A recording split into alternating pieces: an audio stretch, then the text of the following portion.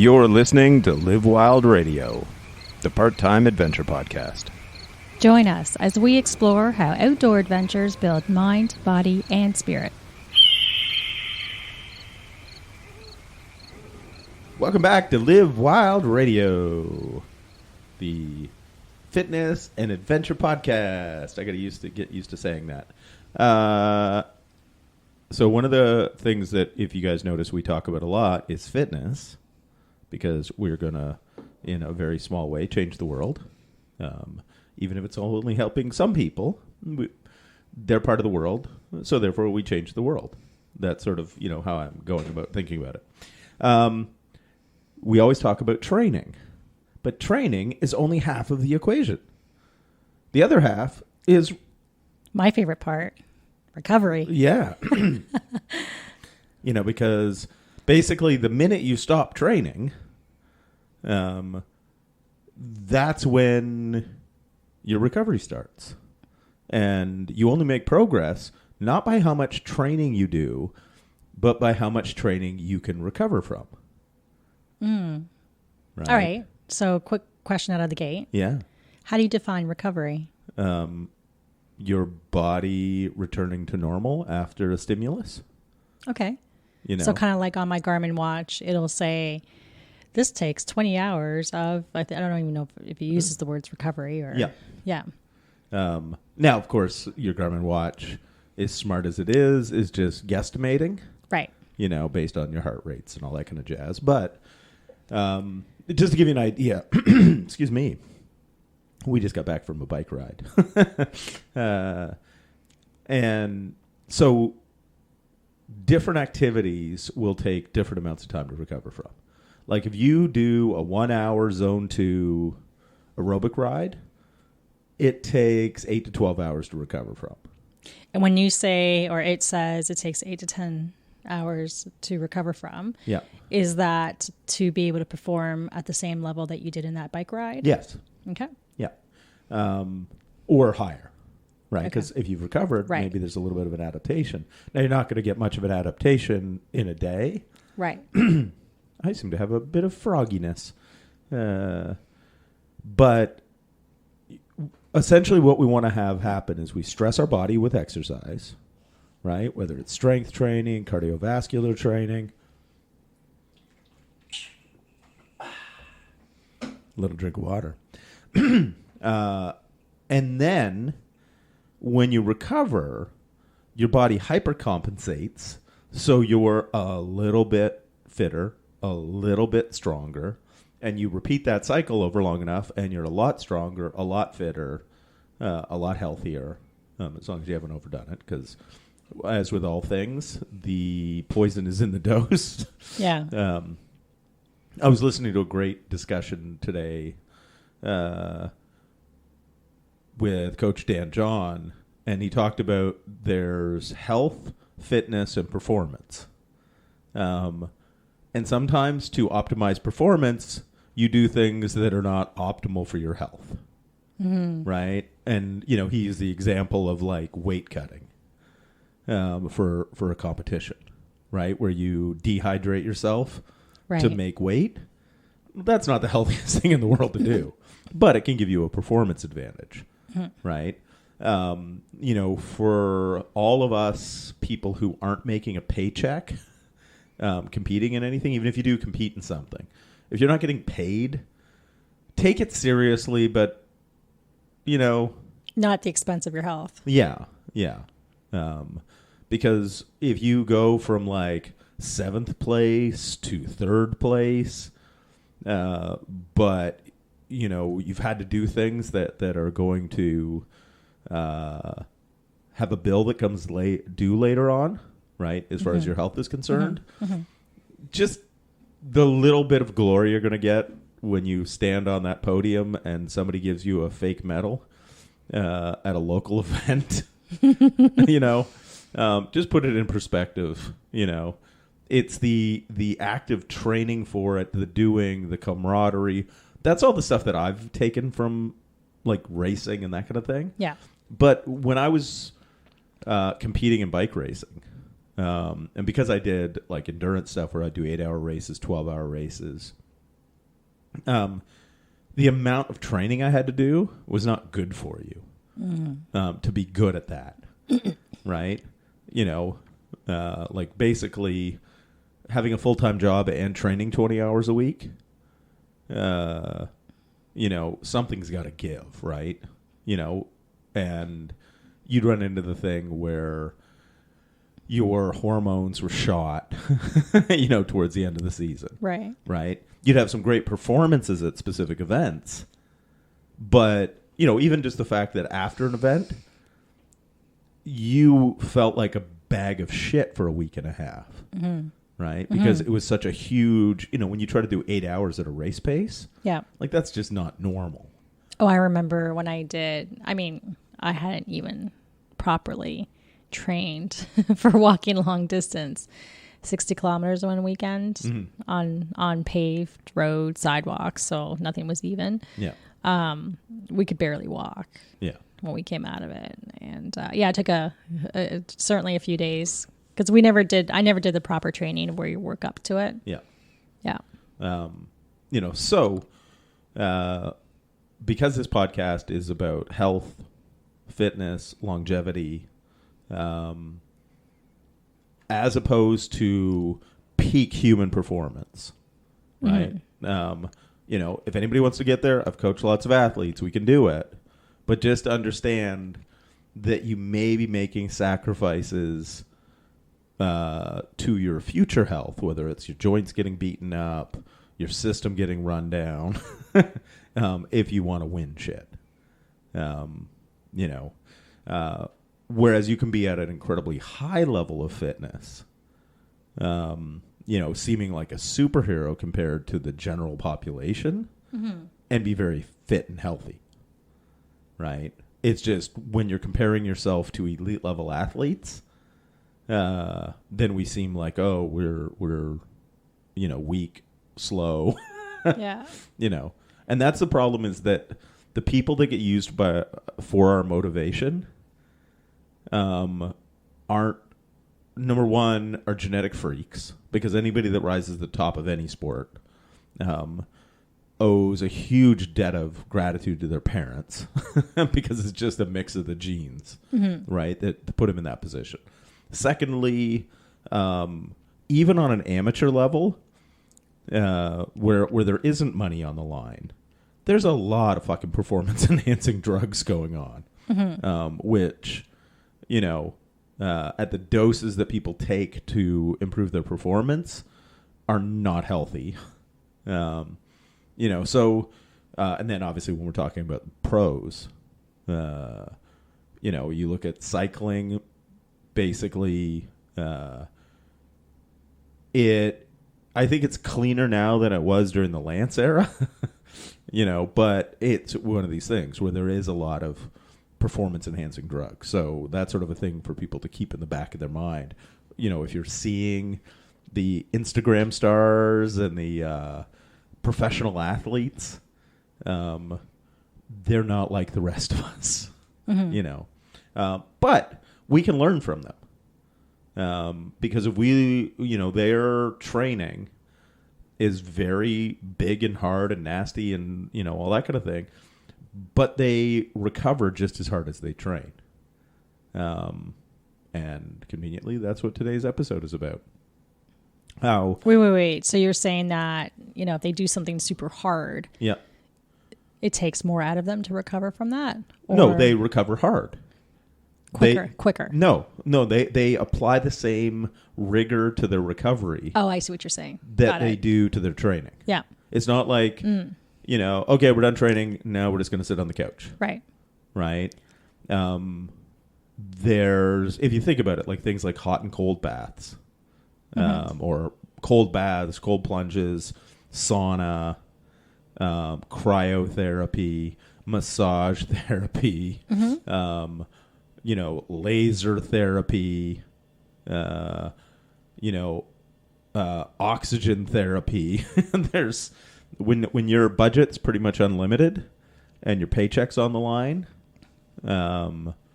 there's a lot of legal things you can do to improve your recovery.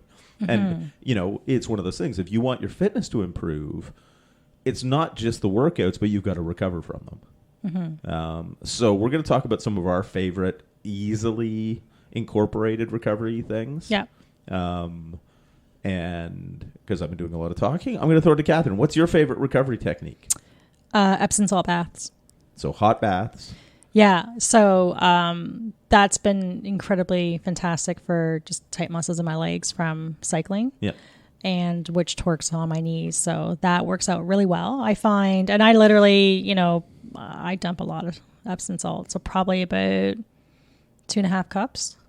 Yeah. So like a pound. Yeah. And you can get them at, I find, Costco's in got bulk. Costco, Yeah. $10 for, what is that, a gallon? Yeah, something like Something like that. So I always grab a bunch of them.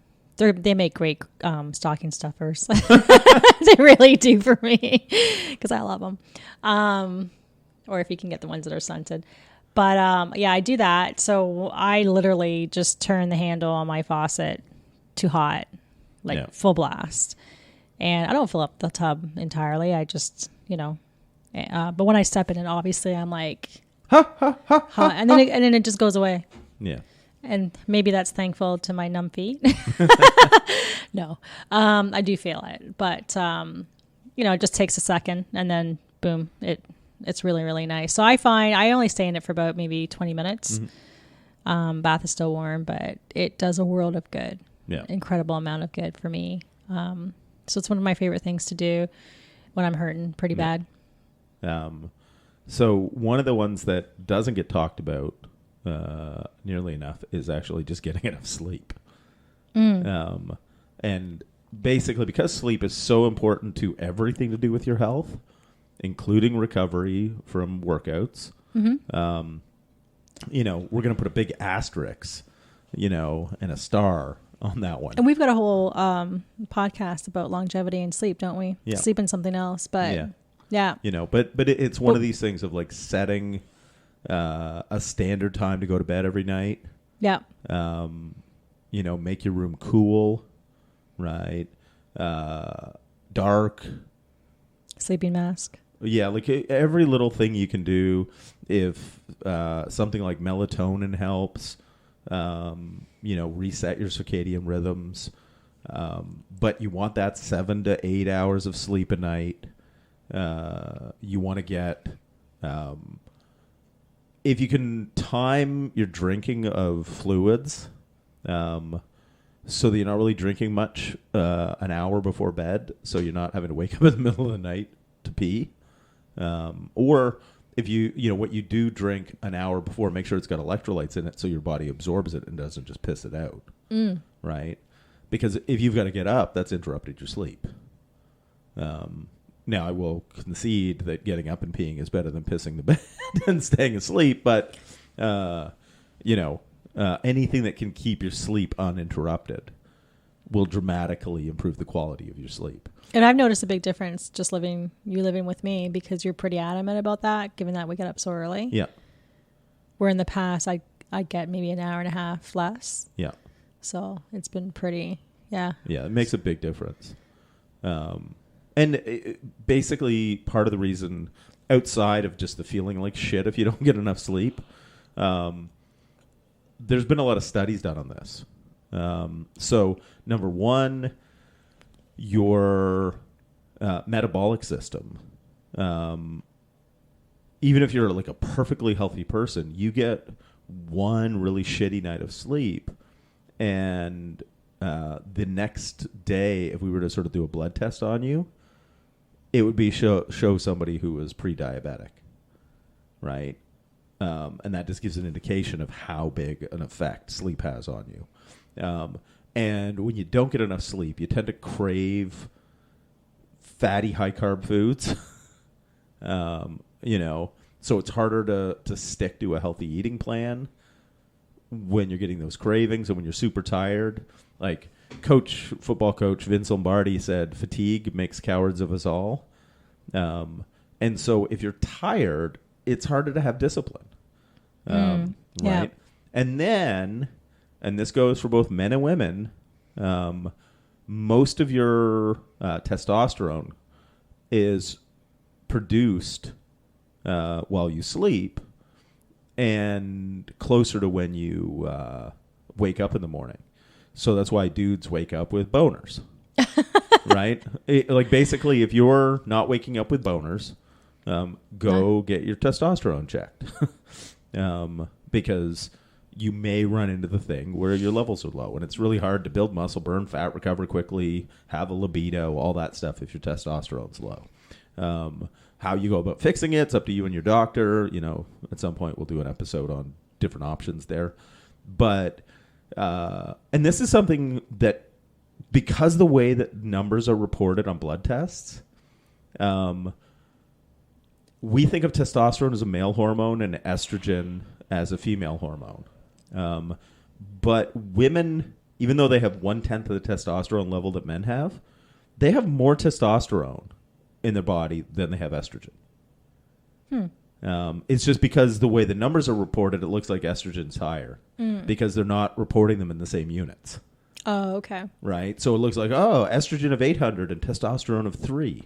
Mm-hmm. Oh, so estrogen's higher. Mm-hmm. No, but if you actually do the math and make them, you know, nanograms per both the nanograms per deciliter, you know, the testosterone, even in women, is quite a bit higher. And for guys, if you don't have adequate estrogen levels, your libido will go to shit. And this is the thing with guys. We need estrogen too. We just don't want too much of it because we don't want boobs. But adequate amounts are necessary for libido, bone health, cardioprotective measures, neuro protection, like protecting your brain and nerves. So, and in guys, all of our estrogen, or the vast majority, if we're not getting stuff from the environment, from food, the majority of estrogen in the male body is converted from testosterone. So if you don't have enough testosterone, you're also not going to have enough estrogen. It's just math, right? So, you know, we just run into that thing where if you're not getting enough sleep, you're going to go, like, it basically starts this shitty cascade, right? Yeah. We want to start positive cascades in the body. Yeah. I find one of the best things I've ever done for sleep, I got to find my mask, is a night mask because I sleep so much. It's like a night and day. Yeah. Yeah. Whereas here's my little trick. Like if you're somebody who can't shut their brain off and go to sleep, because Catherine goes, okay, night, sweetie. She's asleep. Like I don't, sometimes like it actually, like I'm lying there mad. Like I am angry because I can't sleep like that, and it pisses me off that somebody else can. Literally, okay, night. It's like, wait, how? I haven't even registered that it's sleeping time yet, and you're asleep.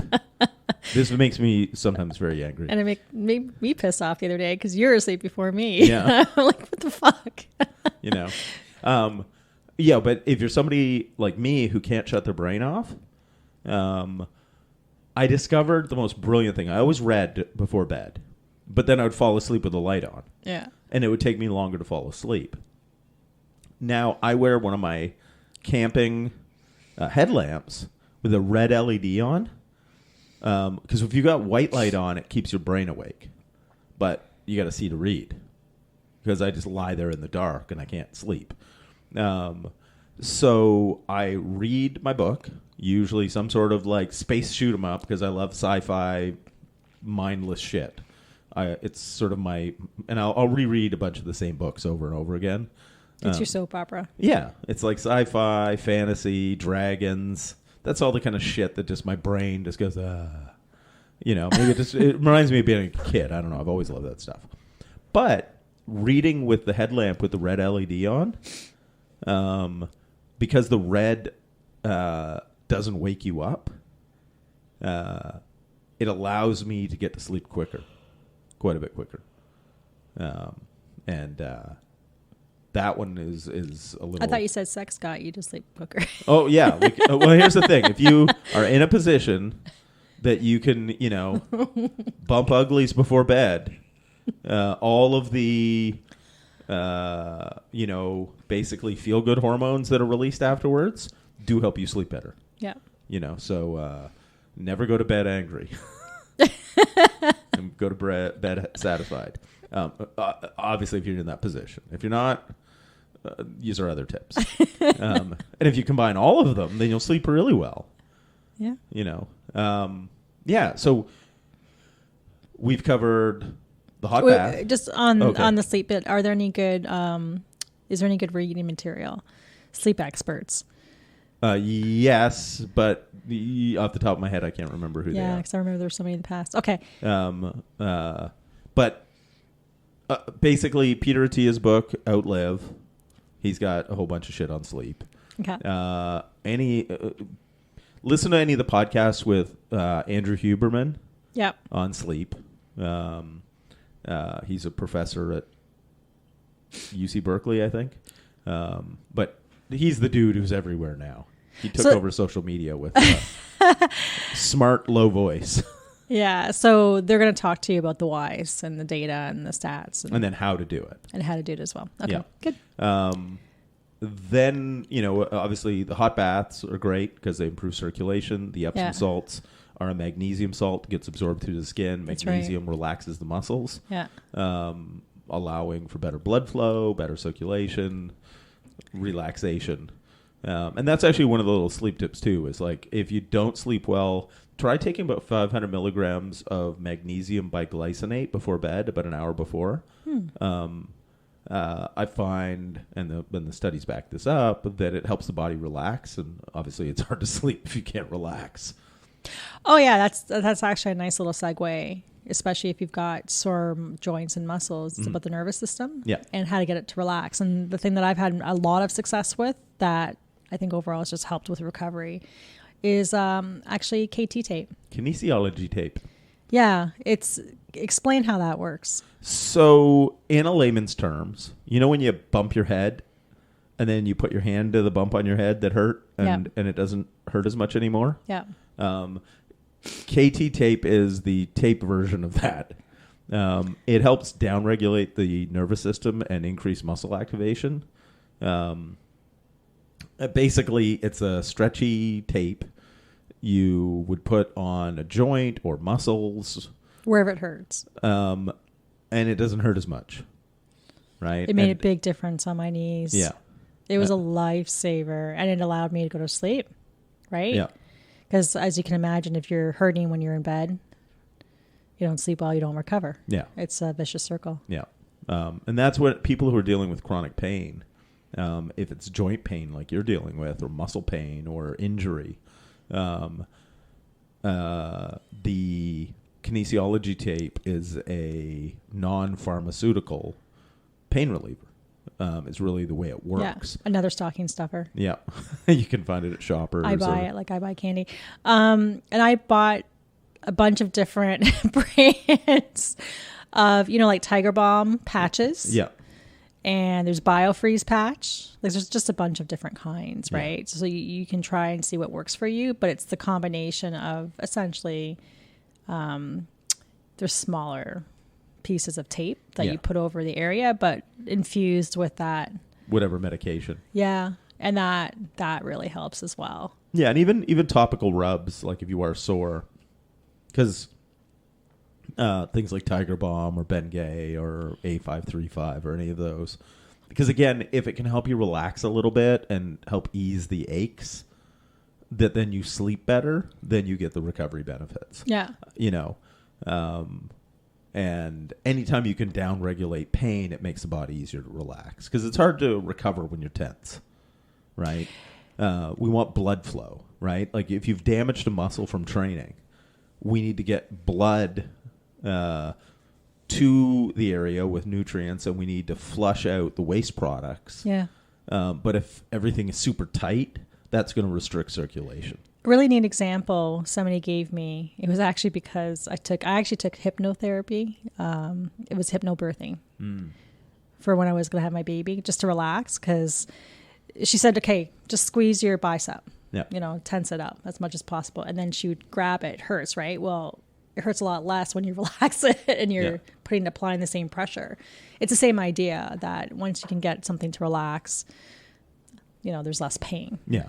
And basically better circulation. Because going back to if you can have a muscle contract and relax, that'll help move fluid through. But if it's just because it's painful, it's just rigidly contracted, like it's tight, that's going to limit, how quickly you can recover. Because, if you can't get the waste products out and new nutrients in to help, repair the damage you did, because all types of training cause some type of micro damage.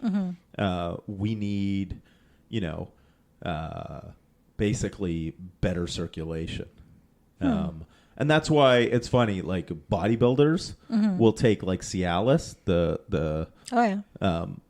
because they get better pumps. And it works for your dick too, right? Yeah. But it was invented as a cardiovascular medication. It just turns out there's way more money in boners than there is in improving circulation. Right. But, you'll get like a lot of bodybuilders taking like 5 milligrams a day because you get better pumps, you get better blood flow. And if you're getting better blood flow, you're going to get better recovery, right? And then with all your jacked muscles, then when you occasionally do get laid, then your dick works better too. So it's just a win-win for everyone. Yeah.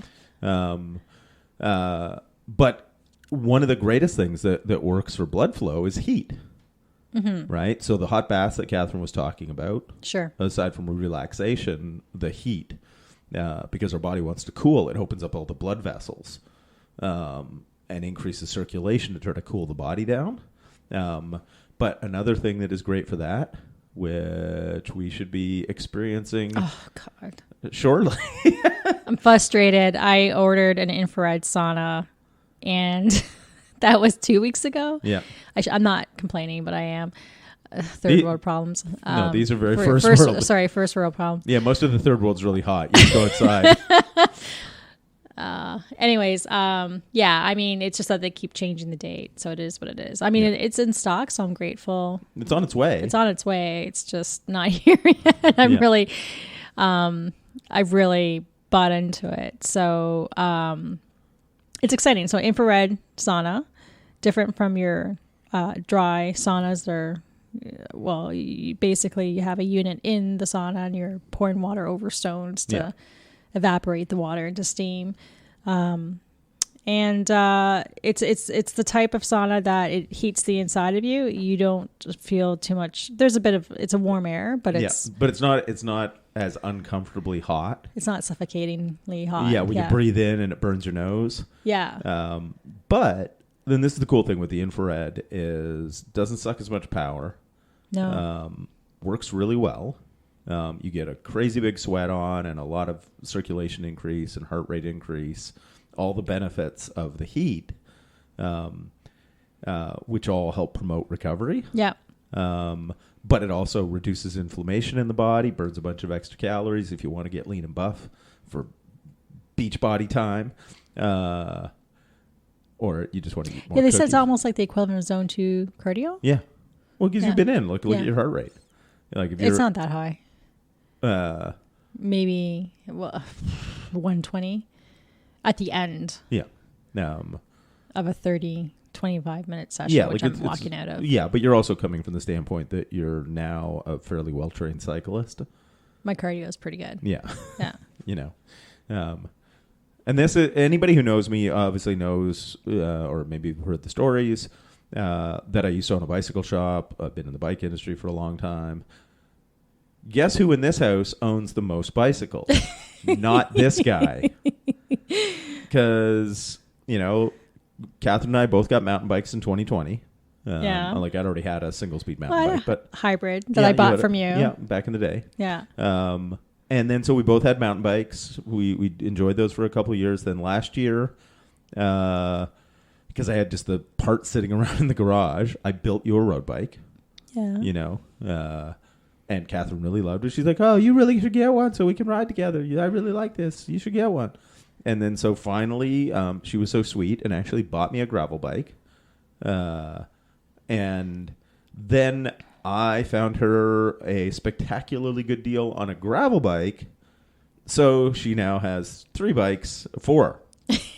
Because you have your hybrid on the trainer in the basement, your mountain bike, your road bike, and now your gravel bike. Yeah. And we went on its maiden voyage today. Yeah, that was fun. Yeah. It was good. It really brings to life forest riding, like we were talking about. Like when you're on like not mountain bike, but gravel. Rail trails and gravel going roads. Fast.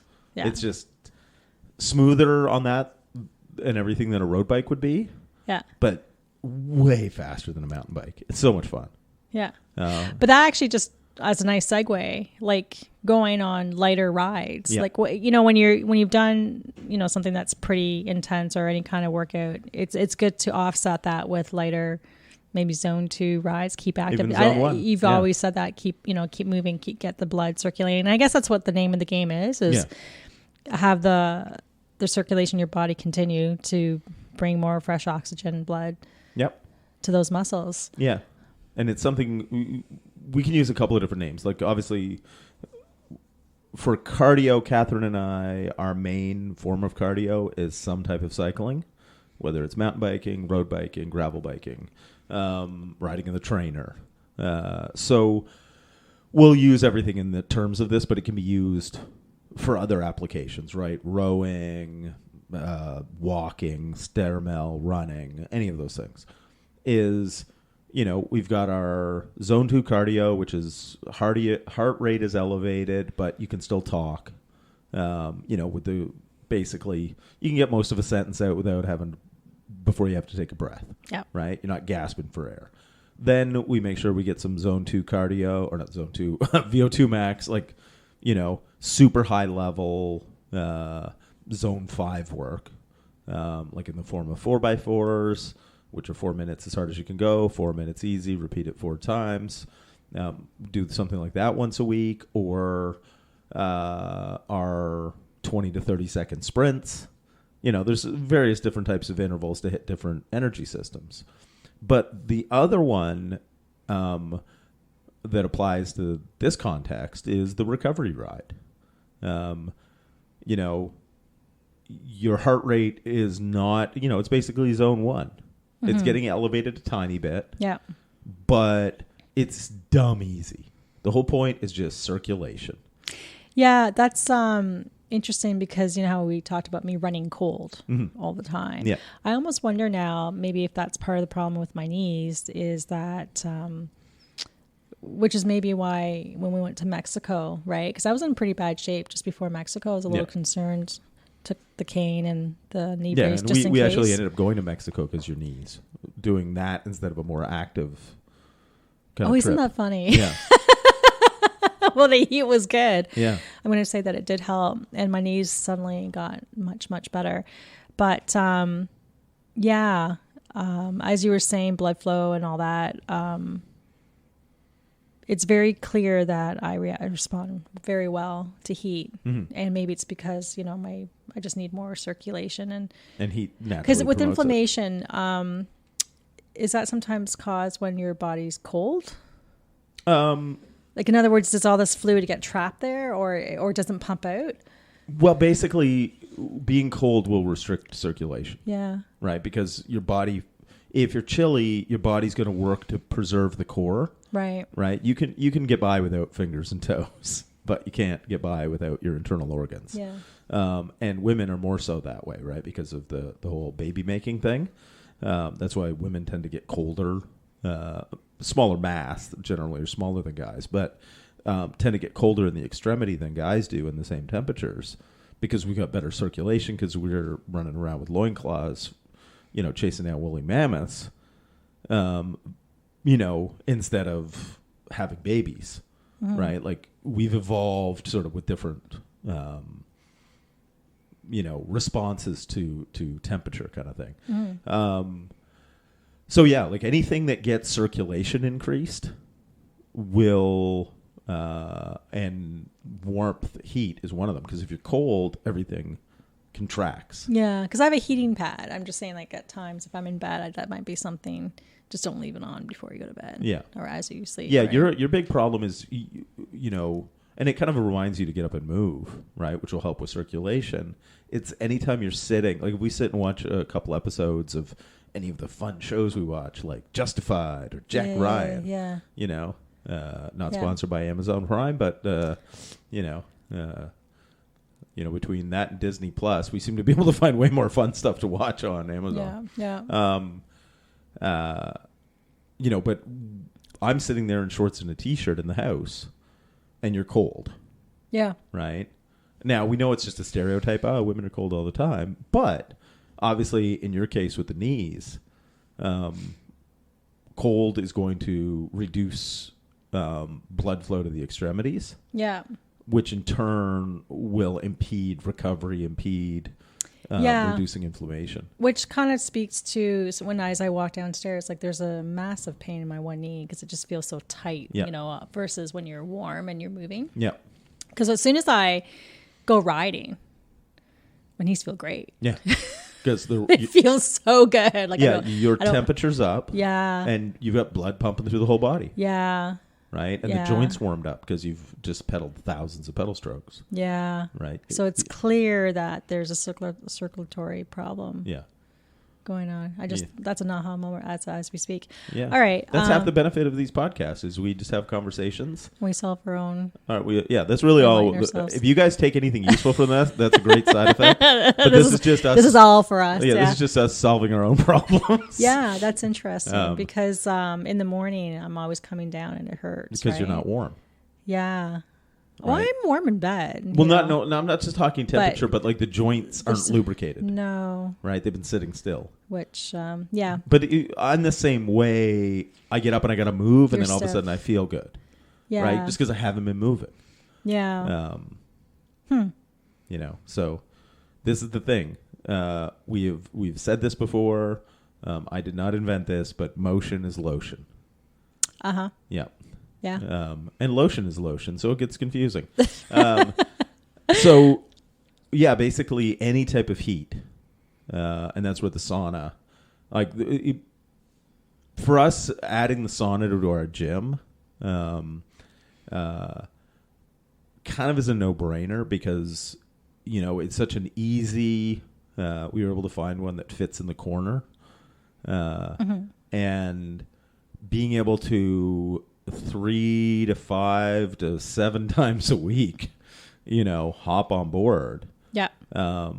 You know, because it burns some extra calories while you're just sitting there. Stretching when you're warm is goddamn amazing, right? Doing it after your workout speeds up your recovery.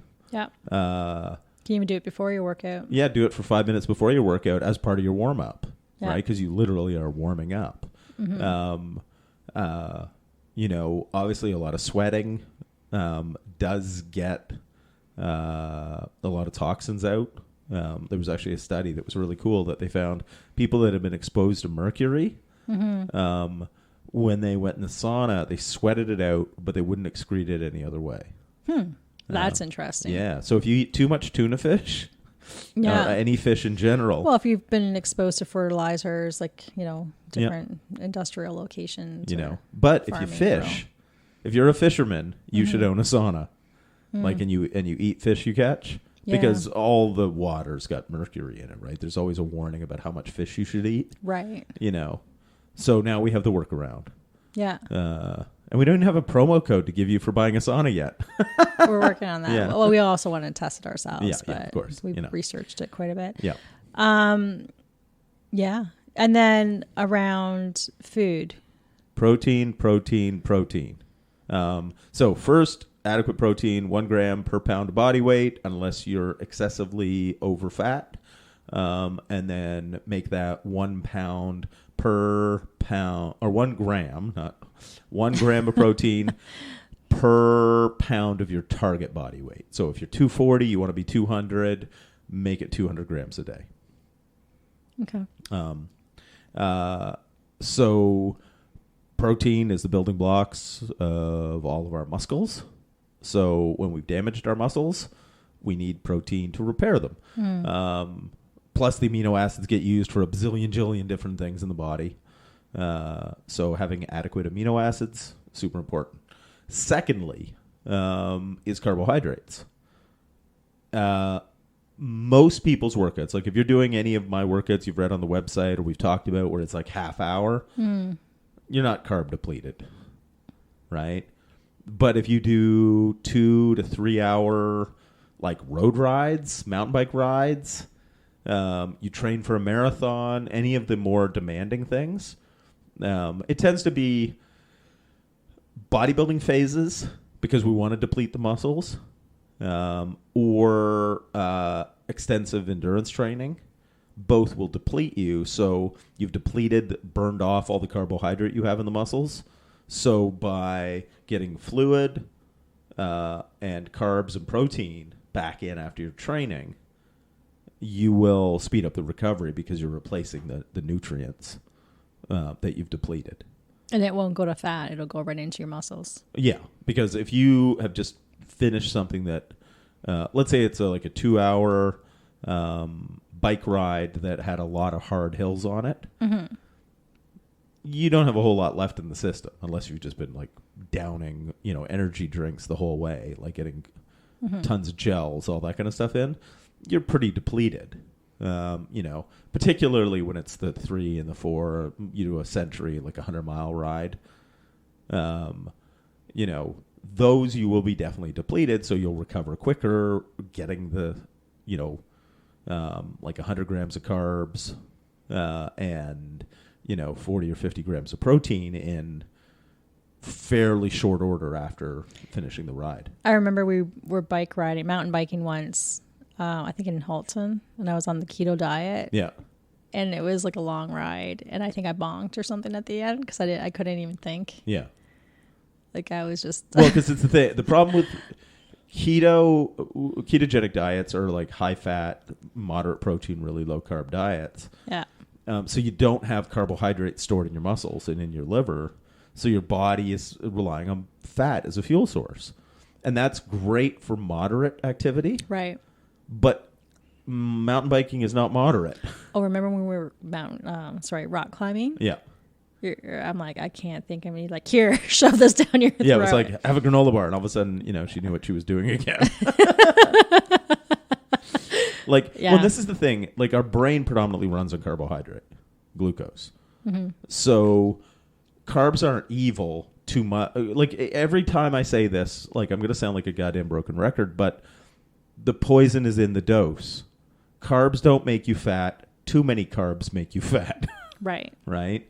So it's the thing that we run into is that the problem in this day and age, there are so many yummy carb things, right? And I'm as susceptible as anybody. And the evil is when you have high carb and high fat, like, waffles, maybe waffles with ice cream, ice cream in general, donuts, pie.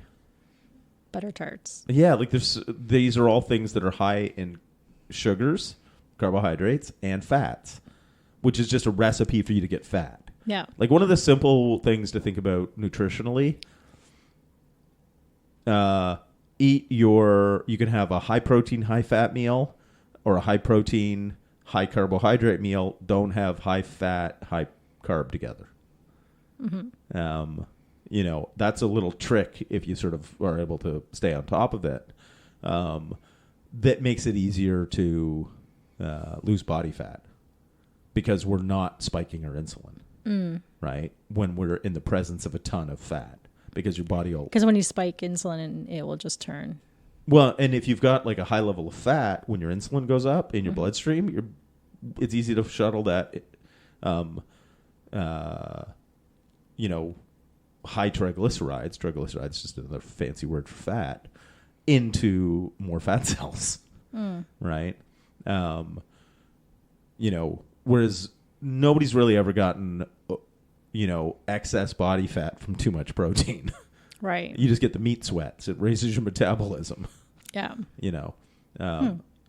So But I think that the key point there is as your muscles break down from strength training, you need to build them, and it needs protein to build them. Lots and lots of protein. And then if you do anything depleting, Right. And that generally is sort of more than an hour and a half. It can be, not zone 2. No, like hard. Yeah. Because You're working. You're working. Yeah. That kind of huff and puff, muscles burn, and long. Yeah. Right? Because if you do huff and puff, muscles burn, but it's short, there's only so much you're going to deplete in a given time period. Right. Right? And then it's the same thing if you go long, but it's steady and easy, kind of zone 2. Your heart rate's elevated, but, you're not redlined. You're not burning. The muscles aren't on fire. You're probably, until you're going 4 or 5 hours, you're probably fine, too. That you're not, it gets food in afterwards. But it's not like you have a whole lot of replenishment to do, right? One of the other things that really helps with recovery, if you got benefits, and now this is either a partner with benefits, I guess actually in my case, I have a partner who has benefits, and then I have a partner with benefits, so I can sort of win both ways. And what I'm talking about is massage. So if you have the work benefits, then you can go get professional massage from a massage therapist. How come you don't go? Because I've told him, like, if you don't use up your thing, I'll be upset. Yeah, but the thing is, everyone I've been to compared to you sucks. Right? Like, I've been to a few different ones, and you do a better massage. Yeah. So that's what he's referring to, partner with benefits. Yes. Or who have benefits, Yeah. She has benefits, and she is with benefits, or whatever. But, yeah, basically kind of a Swedish massage that's got a lot of pumping, where you're sort of squeezing, you're improving blood flow. Yeah. And helping flush the muscles and helps things relax. Yeah. And it feels good. Yeah. So that can be highly effective as well. Yeah. So it's the kind of thing. If you basically get some heat exposure. I was going to say the best massage I had was in Vegas, but then I realized how that sounds. It was at the airport. No. It wasn't? No. Where was it? We were rock climbing. Oh, okay. I thought it was No. We were, I don't know what you're talking about. Anyways, we were rock climbing for quite a bit, right? You, me, and Ryan. Yeah. And you guys decided to go do multi-pitch, and I said, see ya. I'm going to the spa. And it was like it wasn't a cold thing, but it was like hang out in the hot tub, whatever, and sauna. And then I went and had a massage, a Swedish massage, and it for 2 hours. And I was like so sore, and I felt so great after that. Yeah. It was great. Yeah. And then when you came and picked us up at 10 o'clock at night from the... Ryan missed his flight home. Yeah. That was funny. So that was good for recovery. Well, we've told the story of our climb. Now, that's the story of what Catherine did while we were... Oh, it was fantastic. I'd definitely go back. Yeah. Yeah. Good massage. Because if you think of it this way, if you can get some heat exposure, anything like that improves the circulation, warms you up. And even if you don't have a sauna, and maybe you live in a shitty little apartment and you don't have a bathtub. I was having a blank on what that thing that we sit in is called. Oh. Bundle up, like in your gray Rocky sweatsuit. Okay. Put the towel around your neck like Rocky, and just go for a walk. Right? like if it's hot out or warmer and you overdress. Yeah. Right? What we want to do is, without working hard, we want to break a sweat. Right? So we don't want to dramatically, we don't want to cause new exertion from that you have to recover from. Yeah. But if you break a sweat, your whole body's warm, the blood vessels have opened up, your body's trying to cool itself. That's a great way to get a lot of blood flow, which will help your tired muscles recover quicker. Right? Yeah. We'll call it the do-it-yourself sauna. Yeah, and actually, I got some other toys. So the Tim Tam. Which is like a Theragun. It's basically a jigsaw, but instead of a saw blade, it's got like a rubber ball. Works great. Yeah, beats the shit out of your muscles. I mean, at times when I have found that the culprit of the knee pain is like super tight quads and muscles, everything else that's just torquing those knees. So, and you just beat the shit out of your thighs or whatever, and it just relaxes. Yeah. The bottom of your feet, it's just amazing. We use that quite a bit. Like that's an investment that's not gone to waste. No. I've also had the compression.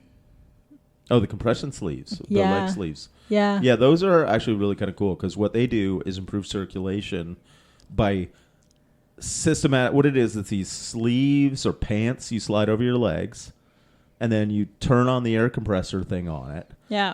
And it starts with the feet, and because it inflates, it squeezes. Yeah. And then it works its way up your calves and your thighs, and then it deflates, it relaxes, and then it squeezes again. And it literally is like somebody is squeezing your legs like a tube of toothpaste, like starting at the calves and working your way up. Yeah. Which will be great for like emptying. Which a few times too, and if you hate flipping back to the massaging, but it's related. If you don't, and that costs quite a bit of money, right? That was a couple $100. But the other thing that I think that works like magic on days that I'm kind of like, this is my cheat code to giving Winston massages. I'm just too tired. Or at least it works for me. Get a rolling pin that you dedicate for massages, and you just roll the person. Yeah, and you just their sort of muscles pushing towards the heart. Like, don't you agree that for me, Yeah. like I swear that gives me immediate like recovery the next day, because whenever my legs have been super tired, mind you, I've been sleeping as well, but that feels so good. Yeah, because what you're doing is like literally like a tube of toothpaste, squeezing the blood up towards the heart. Yeah. And then when you stop, fresh blood. Do you actually like that as much as my massages when I do it by hand? No, but it's still pretty good. I would say it's pretty good. Yeah. But I'd give them to you more often if you're okay with just the rolling pin. Yeah, like I'll take what I can get. We've determined that sometimes I'm tired. Yeah. And he really likes them. Anyways, I find that that's really So if really you think of it this way, if you can incorporate a couple of things like some stretching, just on a daily basis, a little bit of extra walking, just easy walking helps the circulation. Yeah. If you've got access to a sauna, like go to the sauna, like if go to a gym, go into the sauna after working out for 20 minutes. You're just trying to relax the nervous system and the muscles and get the blood flow going. Yeah. Yeah. The other thing that you've recommended to some friends is magnesium. Yeah, which I've talked about. Well, you talked about, is that the same magnesium pill that you would take before bed? Yeah. Okay, I thought it was a different brand. Okay. No. Yeah, because you had mentioned that if you don't have it, you can get muscle cramps. Yeah, especially like in the heat or if you've been sweating a ton. Electrolytes? Is that what's in electrolytes? Is magnesium? Part of it, yeah. Magnesium, sodium, potassium. Those are the big three. Yeah. Okay. And so all of those will help your body absorb water. Another thing that actually help with recovery, and this is just sort of like a little bonus one, is creatine. Basically taking creatine monohydrate, 5 grams a day. It's not a steroid, so you don't have to cycle it or anything like that. Generally, I recommend people take it with food because some people find it irritates their stomach. Yeah.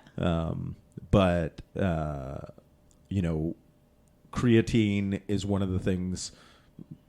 Well, did anybody hear that little glitch that happened? That's what happens when you sometimes overestimate how long the batteries in the recorder are going to last. So we're talking about creatine. Yeah, so creatine monohydrate, the most studied sports supplement in history, besides maybe caffeine. And basically, generally you'll run into the thing where if you're doing exactly the same training, you'll recover a little bit quicker taking creatine. Because you've got more creatine stores in the muscles, and creatine increases the amount of creatine phosphate, which is like one of the first energy sources your body uses. So if you've got a little bit more of it, you'll recover a little bit quicker from your workouts. And do you typically take that after a workout? No, it's a loading thing, so you just take it whenever. What about when you hear my pre-workout, my post-workout drink? So pre-workout is really just stimulants. Okay. It's people who don't sleep enough trying to get amped up for the workout. Okay. And post-workout is basically protein and carbohydrates. Oh, okay. Just in a drink instead of food. So not necessary. Now, if you've had a really depleting workout and you don't feel like eating, because a lot of times if you had a really hard workout, it's true, you kind of feel gross anyway for a little while. So getting some protein and carbs in your system in a way you can drink, if that works for you. Do you want to do it right, like within a certain amount of time after your workout? In general, the sooner you get it in, the quicker you'll replenish. Okay, but it's not like you've got a short window in order. No.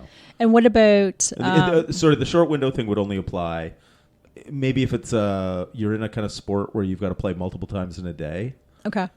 So after a match, getting it in as quick as you can, because you got to, be ready to go for a next match in a couple of hours, then that would make a difference. But for the average one of us, where it's like most of the time you're not doing 2 hard workouts in a day. Yeah. Like, you and I worked out 3 times today. We went for a moderate bike ride this morning. Right. We lifted weights after work, and then we went for a gravel ride. Yeah. That was pretty easy.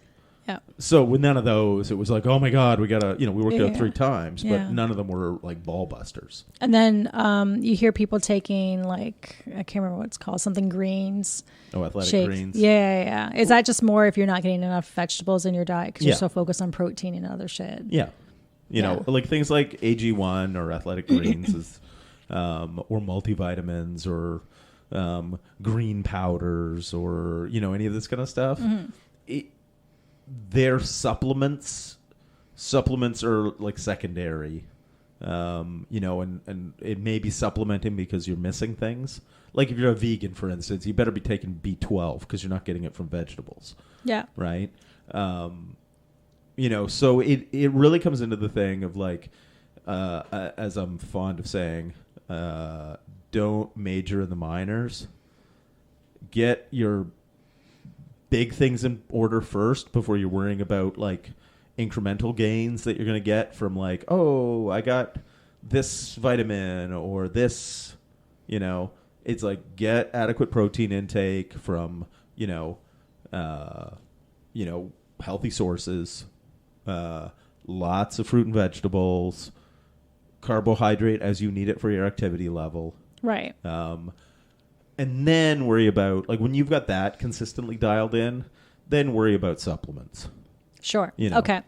And something else that was an interesting concept to me is when you're on a training program, typically it's like 4 to 6 weeks long, right? Give or take, sure. Whatever, before you do something completely different and you alter it because you do so much progressive overload and you reach a point where you've probably gained a lot of fatigue in your body from doing it over and over every week, and you're progressively building the intensity of it. Then you do a recovery week. Talk about that. That's a really interesting concept and what you get out of it. Yeah. So basically, if you have a well-structured program that is each week is building along from the previous week, you will over time accumulate some fatigue. And if you're lifting heavy, you can also run into the thing of like the joints are getting a bit achy, that type of thing. And cardio, can you hit certain heart rates or no? Yeah, you're just tired. You're just tired. So a deload week is reducing that load. And because we think in terms of weeks, we do a 4 or 6 or 12 week program. It could be a deload 10 days. It could be a deload 6 days. We just say week because it's a convenient measure of time. And what you'll do is reduce your training volume and reduce your intensity a little bit. Reduce the intensity, which is how hard any one day is. Reduce it by about 10%, but reduce your volume by 30 to 50%, the overall amount you're doing. And what happens is that fatigue goes away, right? Because you're giving yourself a chance to recover from it, because we reduce that workload. And what you see is because when the fatigue goes away, you actually realize the fitness you've built. It's like a hypercompensation effect because the fitness is there. You're just too tired, at the end of like a 6-week block or something like that. The fitness is there. You're just too tired to use it.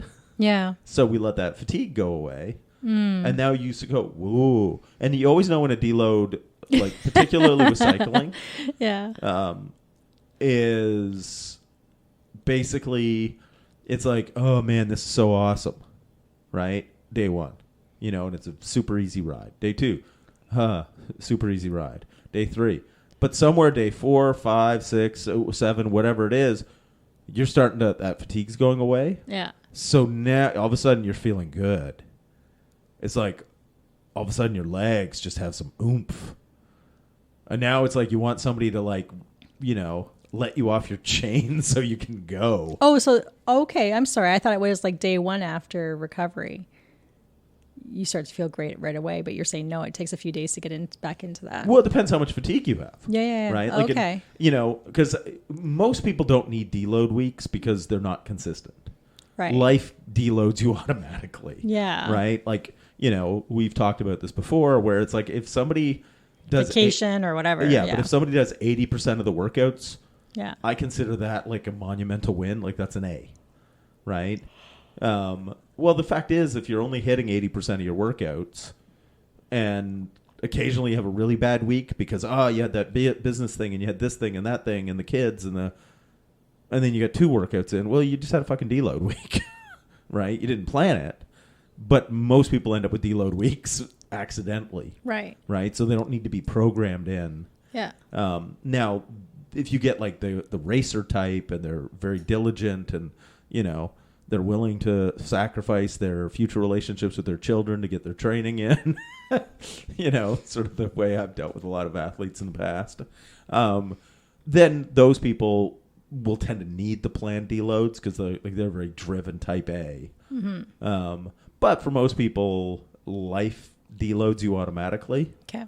So if you're like, if you've been super diligent, you've hit every workout, you've been increasing a little bit every week, somewhere around, and this can vary depending on what type of training you're doing, week 4, 6, maybe as much as 8, and you're just like, oh God, like all of a sudden that like training is not fun anymore. You're like, oh. That's why they should always hold back a little bit like I do. And so they never realize they never come close to their full potential. Until when I have to do something, I'm like, oh, that wasn't so bad. Yeah. Yeah, today I did my first 2 double kettlebell or double kettlebell presses with 30 pounds in each hand. 34, something like that. You set a PR and you don't even know what you did. What was it? It was 16 kilos. So what's that? It's 35 pounds. All right, hand. There you go. I've done that before. No, you haven't. Yes, I have. When? Before the chiropractor told me never to do that. No, you did it once with a push press, not with a strict press. Oh, really? You used your legs. Oh, this is why I don't need to write things down because you remember it all in your noggin. Yeah. I can't believe you remember that. Yeah. You okay. know. And see, you've been doing overhead pressing for a while. Does it feel like your neck and everything's going to explode? He's getting ready to say, I told you so. Yeah, well. Your shoulders are looking great, though. Oh, thank you. I think probably something to do all that pressing you're doing. Again, I told you so. No. So, yeah, basically, if you just apply a couple of the recovery techniques and experiment, right? And you'll run into the thing where just think of looking after recovery is just important as the training, right? Yeah. The 2 that I would put as like the easy low-hanging fruit is stretching and sleep. Yeah. But beyond that, a little bit of light movement on rest days, just for circulation. Like I'll just go through my mobility drill, right? Basically my warm up. I'll do that on rest days, because it's right next to my office. It's not a big deal to do some rocks. Especially as you're getting older and you just need to loosen up and lubricate all the joints. Yeah. I mean, again, a lot of people, whether they're doing repetitive motions over and over again, or if they're sitting all day, things will get stiff and you need to move and have blood flow. Yeah. It's all about bloods and fluids, man. Bloods and fluids. So, yeah, basically just get on top of recovering as hard as you train. And if you guys have any questions, reach out to us. We're livewild_radio on Instagram, because fuck Facebook. Because even though they're owned by the same goddamn company, we get lots of traction with our Instagram posts and the exact same shit on Facebook. Even though we have a bigger audience on Facebook, like more followers or whatever. It's weird. We get... I couldn't even see all of our posts. And they're your posts. They're my posts, right? And I went to go to our post page to see, okay, what's the latest? I'm like, why is this showing me stuff from a month ago? And I can't even see... The stuff that I posted yesterday. Not even what's in my feed. I can't even see it. Yeah. Yeah, that's weird. Like this thing that you are the partner in. Yeah. Facebook doesn't even think you're interested enough to have it in your feed. Or to be able to see it. Yeah. Yeah. Right? I have to go to the Live Wild. Yeah. Yeah. Creator page. It's weird. Whereas, like, I post stuff on Instagram with hashtags and stuff. But it's all on our website, right? Everything gets shot back to our website. Yeah. Yeah. But I'm just saying that's a way. Yeah. But that's... Or Instagram, yeah. My little rant about the Meta Corporation. So yeah, if you want to reach out to us, send us a DM, or comment on one of our posts, or let us know what your favorite recovery technique is. Yeah, what works for you, because we're just a couple samples out there. Yeah, it's nice to hear from you. Yeah, and make sure that you actually do something that you have to recover from, because that's kind of the important part. If you do all the recovery stuff and none of the training, you're not going to get there either. So, yeah. So here's to tomorrow, because we need to get to bed so we can do workouts in the morning again. Yes. So until next time, work hard and play dirty.